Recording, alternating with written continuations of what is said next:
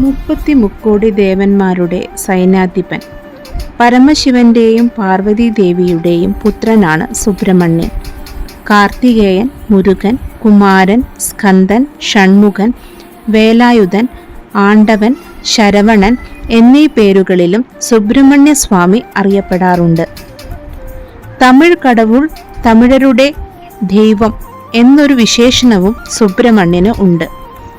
പരബ്രഹ്മസ്വരൂപനായ മുരുകനെ അറിവിൻ്റെ മൂർത്തി എന്ന അർത്ഥത്തിൽ ജ്ഞാനപ്പഴം എന്ന് വിശേഷിപ്പിക്കാറുണ്ട്.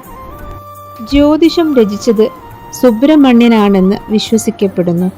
മയിലാണ് വാഹനം, കൊടിയടയാളം, കോഴിവേൽ ആയുധവും വള്ളിദേവിയും ദേവസേനയുമാണ് പത്നിമാർ.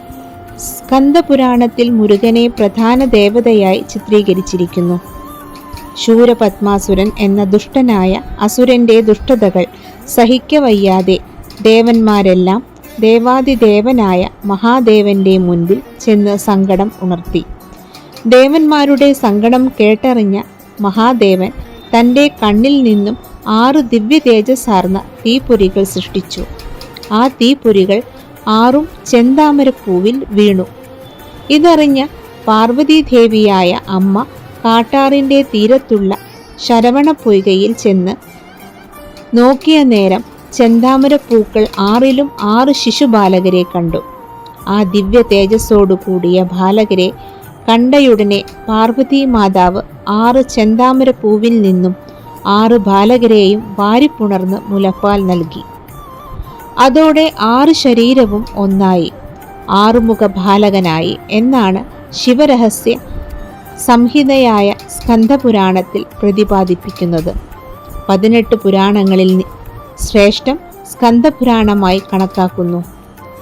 മുരുകന്റെ അവതാര ലക്ഷ്യം തന്നെ ശൂരപത്മാസുരൻ, താരകാസുരൻ എന്നീ അസുരന്മാരെ വധിച്ച് ദേവലോകത്തെ രക്ഷ ചെയ്യുന്നതിനാണ്. ശൂരപത്മനെ വധിക്കുന്നതിനു മുൻപ് ഭഗവാൻ തൻ്റെ 6 മുഖത്തോടു കൂടിയ നിജസ്വരൂപം ശൂരപത്മൻ ദർശിച്ചപ്പോൾ ലോകത്തെ പോലും ഭ്രമിപ്പിക്കുന്ന ആ വിശ്വരൂപം കണ്ട മാത്രയിൽ തൻ്റെ ചെയ്തികളെയോർത്ത് ശൂരൻ ദുഃഖിക്കുകയും ചെയ്തു. ശൂരപത്മന്റെ വധത്തിനു മുൻപായി ഭഗവാനോടുള്ള പ്രാർത്ഥനാപ്രകാരം ഭഗവാൻ ഷൺമുഖൻ ശൂരനോട് ഇപ്രകാരം അരുൾ ചെയ്തു: നിന്നെ ഞാൻ കാലപുരിക്കയച്ച ശേഷം എൻ്റെ ധ്വജത്തിൽ കുക്കുടമായി നീ കൊടികൊള്ളുക. ഇഷ്ടവഴിപാടുകൾ: പാലഭിഷേകം, പഞ്ചാമൃതാഭിഷേകം, കരിക്കഭിഷേകം, ഭസ്മാഭിഷേകം, തേൻ അഭിഷേകം, പനിനീരഭിഷേകം, പാനകപൂജ, കാവടി പൂജ, പാൽപായസം, വേൽ സമർപ്പിക്കൽ എന്നിവയാണ്. വിശേഷ ദിവസങ്ങൾ തൈപ്പൂയം, സ്കന്ദഷഷ്ഠി, തൃക്കാർത്തിക.